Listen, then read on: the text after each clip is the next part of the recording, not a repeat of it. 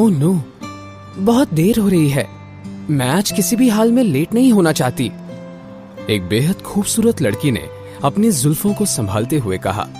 उसने dark blue silk dress पर एक सफेद रंग का विंड ब्रेकर पहना था, लेकिन फिर भी शिमला की ठंड से वो कपकपा रही थी।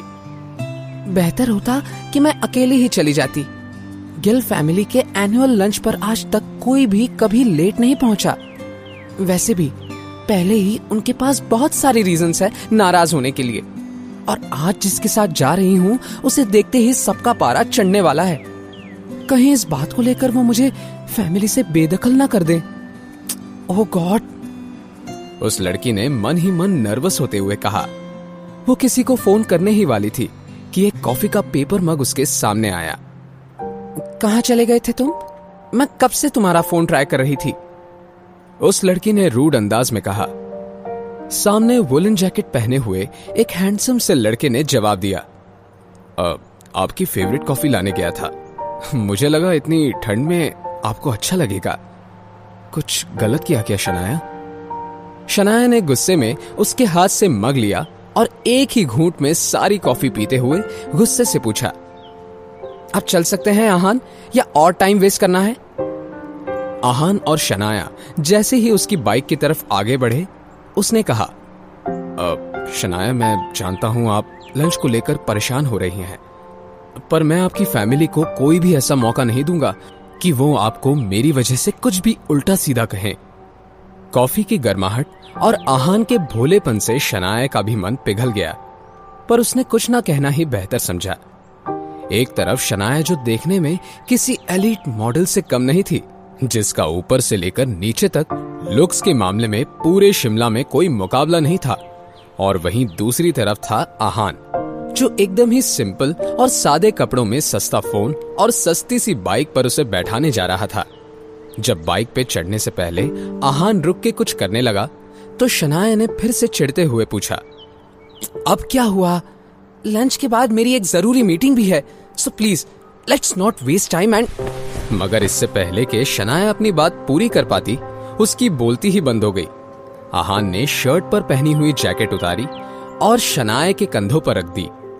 एक ही पल में शनाया उसके सीने से लग गई, जहां आहान की मस्कुलर बॉडी और हमेशा वाले आफ्टर शेविंग जेल का फ्रेग्रेंस उसकी धड़कनें एक ही पल में उन ठंडी हवाओं से भी ज्यादा तेज करने लगा।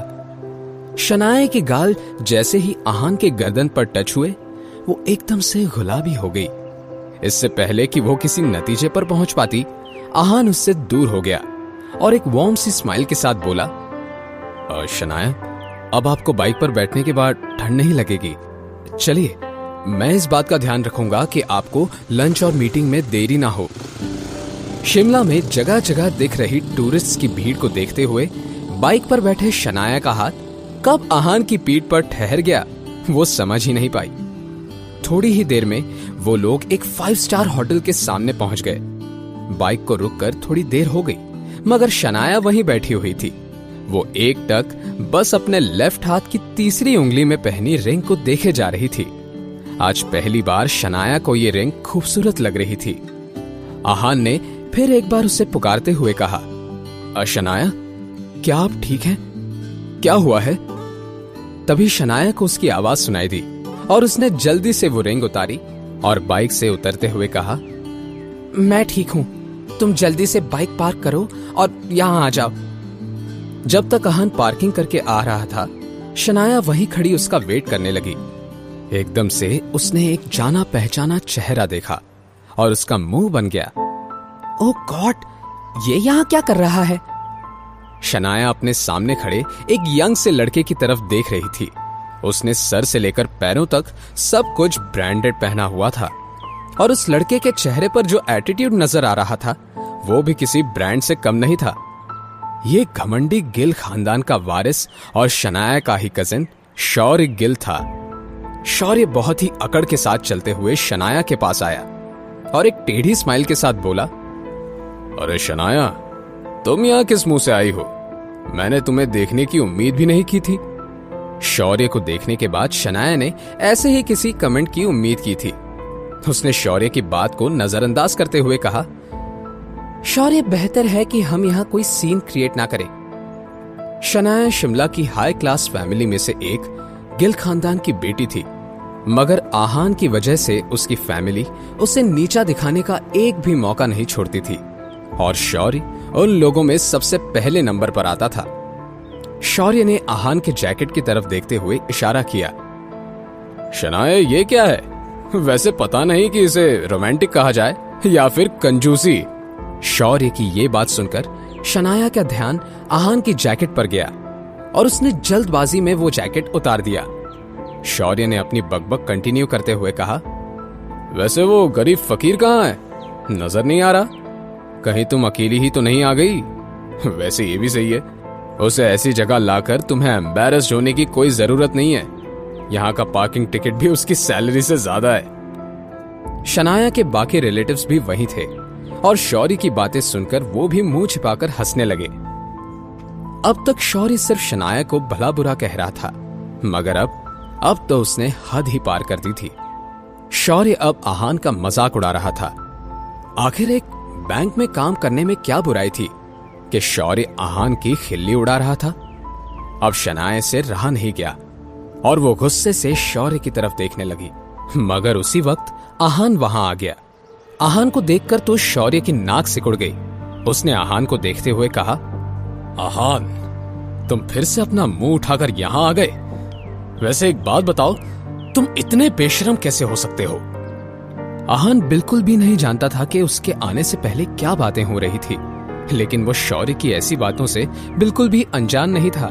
शौर्य ने हमेशा से ही उसे उल्टा सीधा कहा था, इसीलिए आहान ने खामोशी से सब कुछ सुन लिया और जवाब में कुछ भी नहीं कहा।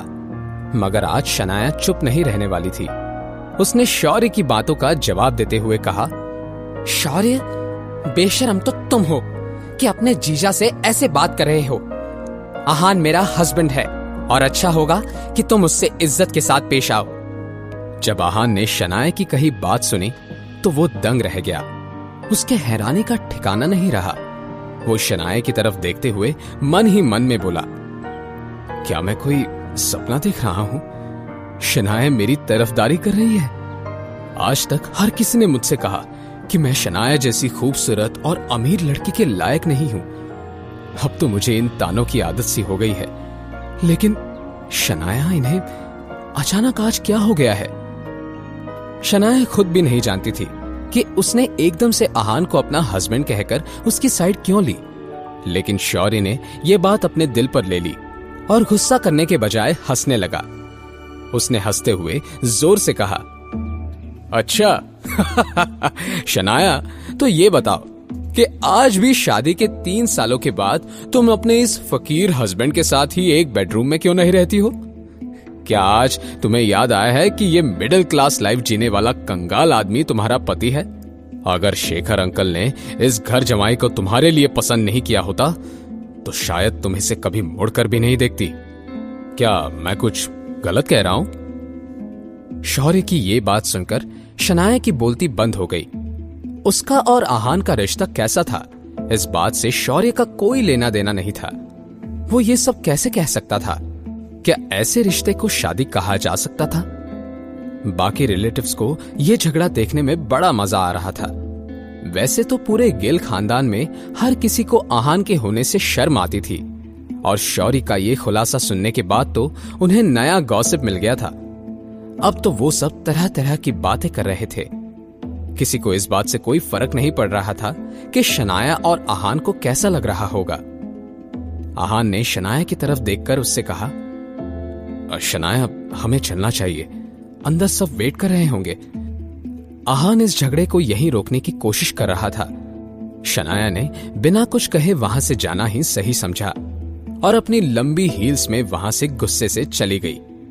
आहान उसके पीछे जाने वाला था कि शौर्य ने उसे रोका और बोला, तुम रुको, तुम्हारे जैसे गुड फॉर नथिंग घर जमाई से बात करने में मुझे कौड़ी भर का भी इंटरेस्ट नहीं है। मेरे अंकल नहीं होते तो आज तुम अपनी औकात की किसी गरीब लड़की से शादी करके खुश होते, लेकिन तुम्हें तो गिल खानदान का घर जमाई बनना है। अच्छी बात है, तुम जैसे फकीर अपनी औकात से बाहर का ही सोचते हैं। लेकिन एक बात बता दूं, मुझसे तुम्हारा कोई रिश्ता है ये बाहर किसी को भी मत कहना।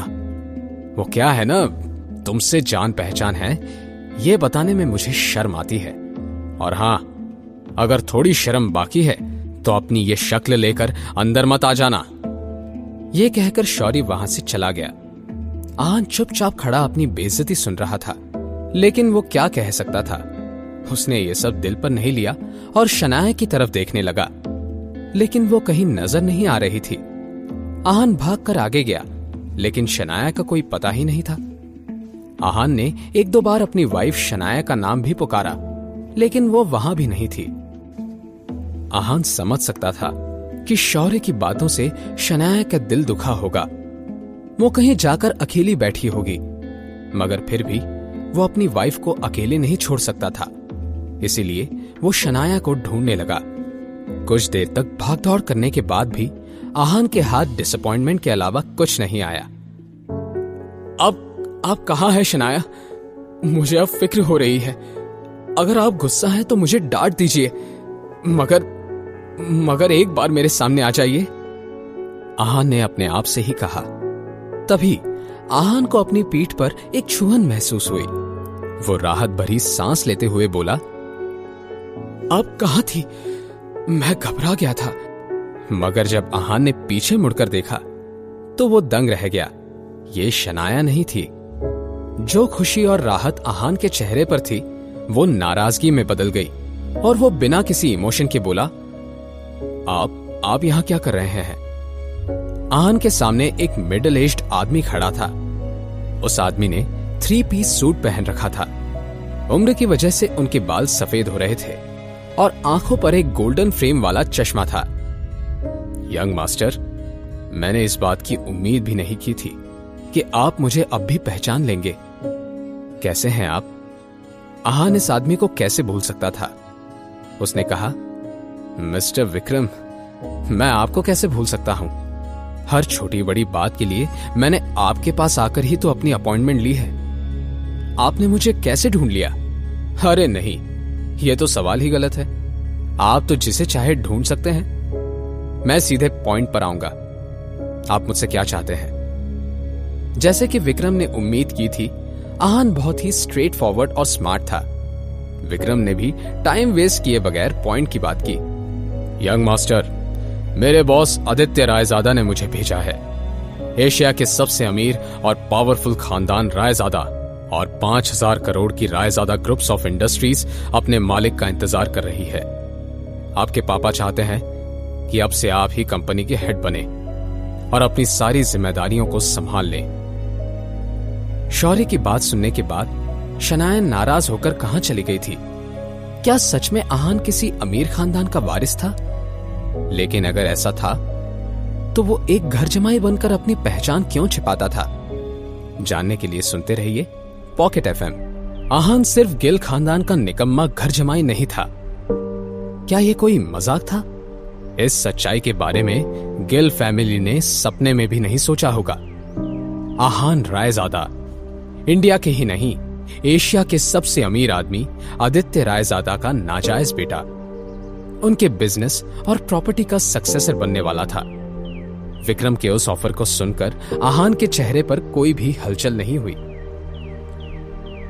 उसने एक पल भी बिना सोचे विक्रम से बहुत ही फर्म अंदाज में कहा, आपका ऑफर और इस 5000 करोड़ की प्रॉपर्टी को मैं रिजेक्ट करता हूं। मैं जहां हूं, जैसा हूं, खुश हूं। उम्मीद करता हूं कि अब से हमारी मुलाकात नहीं होगी। आपके बॉस और मेरे पापा को मेरा यह फैसला बता दीजिएगा। अपना यह डिसीजन बिना किसी हिचकिचाहट के सुनने के बाद विक्रम का जवाब सुने बगैर ही आहान वहां से जाने लगा। अपने खानदान और परिवार के साए से दूर आहान यहां शिमला में एक घर जमाई बनकर क्यों रहता था, ये कोई नहीं जानता था। जिसे औकात, स्टेटस, लायकी के ताने दिए जाते थे, वो आहान असल में गिल खानदान से कई गुना अमीर और बड़े स्टेटस का था। मगर इस बात का ना ही उसे कोई गुरूर था और ना ही कोई घमंड।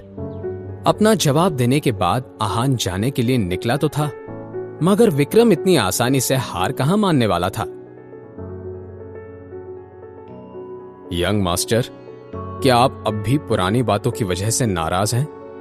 अगर ऐसा है तो आप बिल्कुल भी गलत नहीं हैं, मगर आपके पापा को सब के लिए बड़ा पछतावा है। क्या आप उन्हें माफ करके दूसरा मौका नहीं दे सकते? इस सवाल को सुनते ही आहान पीछे मुड़ गया और उसने एक मजाक उड़ाने वाली मुस्कान के साथ विक्रम को देखा। अच्छा सवाल है। वैसे क्या आपने ये सारी बातें मेरी मां से कहने की कोशिश की थी? उस दिन उनके मरने से पहले अगर वो ये सब सुन लेती तो शायद उनके दर्द, उनकी तकलीफ थोड़ी कम हो जाती और शायद वो आदित्य रायजादा को माफ भी कर पाती। मगर अफसोस, मुझ पर यह सब काम नहीं करेगा। आपको थोड़ी देर हो गई है। आप और आपकी बॉस कुछ ज्यादा ही लेट हो गए हैं। आहान ने आंखों के सामने अपनी मां को तड़प तड़प कर मरते हुए देखा था। तब ना ही किसी ने उनकी मदद की थी और ना ही आहान को किसी का सहारा मिला था। आहान ने किसी लाचार की तरह अपने ही पापा से अपनी मां की जान बचाने की भीख मांगी थी। लेकिन तब आदित्य रायजादा को मीटिंग से फुर्सत ही नहीं मिल रही थी और आहान की मां बुखार से तड़प कर उसे इस बेरहम दुनिया में अकेला छोड़ कर गई थी। उस दिन से लेकर आज तक आहान अकेला था, मगर अब जब उन पर बिजनेस संभालने के लिए किसी को ढूंढने की नौबत आई थी तो वो आहान के पास आए थे। तो क्या आप जिंदगी भर ऐसे ही किसी छोटे शहर में नौकरी करना चाहते हैं? विक्रम ने अब तक कोशिश नहीं छोड़ी थी। आहान ने बहुत ही डिटरमाइंड होकर जवाब दिया था, पापा के पास घर वापस लौटने से बेहतर तो यह होगा कि मैं मर जाऊं। यह कहकर आहान वहां से चला गया। आफ्टर ऑल उसे शनाया को भी तो ढूंढना था। पता नहीं शौर्य की बातों से परेशान होकर वो कहां चली गई थी। विक्रम रायजादा भी क्या कर सकता था? वो आहान को जाते हुए देख रहा था। वहां से निकलने के बाद आहान ने शनाया को बहुत ढूंढा। सब कुछ सही चल रहा था। ये विक्रम कहां से आ गए? ये शनाया भी नहीं मिल रही। क्या मुसीबत है? आहान ने अपने आप से ही कहा। तभी आहान की नजर एक चोटी की एज पर खड़ी शनाया पर पड़ी और वो घबरा गया। शनाया! आहान ने चिल्लाकर अपनी वाइफ को पुकारा और भागकर उसके पास जाने लगा। शनाया, अब आप क्या कर रही हैं? अगर आपको कुछ हो जाता तो? क्या आप ठीक हैं? आहान के चेहरे पर परेशानी जाहिर थी। शनाया ने उसे काम डाउन करते हुए कहा, आहान, क्या हुआ है? मैं ठीक हूं। वो हवा की वजह से तुम्हारा जैकेट खाई में गिर गया। मैं उसे ही देख रही थी। मैं कुछ उल्टा सीधा नहीं कर रही थी। मैं इतनी भी इमैच्योर नहीं हूं। ये जानकर के शनाया ठीक है, आहान की जान में जान आई। उसने शनाया से कहा, जैकेट ही तो है, मैं अगले महीने नई ले लूंगा। चलिए अब हम लंच पर चलते हैं। पापा और बाकी सब भी हम दोनों का वेट कर रहे होंगे। शनाया ने आहान की बात पर हामी भर दी और दोनों होटल की तरफ जाने लगे। चलते हुए शनाया के दिमाग में एक सवाल आया और उसने कहा, तुम्हें कैसे पता कि पापा आ रहे हैं? पापा ने मुझे तो कहा था कि उनकी मनाली में मीटिंग थी। आहान ने कैजुअल अंदाज में कहा, यहां आने से पहले मैंने उन्हें दवाइयां लाने का याद दिलाने के लिए कॉल किया था, तभी बात हुई थी। वो रास्ते में ही थे। आहान की बात सुनकर शनाया दंग रह गई। उसने आहान की तरफ देखते हुए मन ही मन में कहा, मेरे पापा का इतना ख्याल तो मैं भी जानकर नहीं रख पाती हूं। अक्सर ये सवाल मुझे परेशान करता है कि शहर के सारे अमीर, वेल सेटल्ड, बड़ी यूनिवर्सिटी से पढ़े हुए और अच्छे खानदान के लड़कों को छोड़कर पापा ने मुझे इस गुड फॉर नथिंग गरीब लड़के को मेरे लिए क्यों पसंद किया। मगर उन दोनों का अपना अलग बॉन्ड है और भले ही मुझे वो पसंद नहीं था, मगर आहान बहुत ही केयरिंग और अच्छा लड़का है। शनाया मन ही मन में आहान की तारीफ कर रही थी, लेकिन उसे देखकर कोई भी ये नहीं कह सकता था। तभी शनाया का फोन बजा और उसका ध्यान आहान से हट गया। शनाया ने देखा उसकी मॉम कॉल कर रही थी, तो उसने तुरंत कॉल उठा लिया।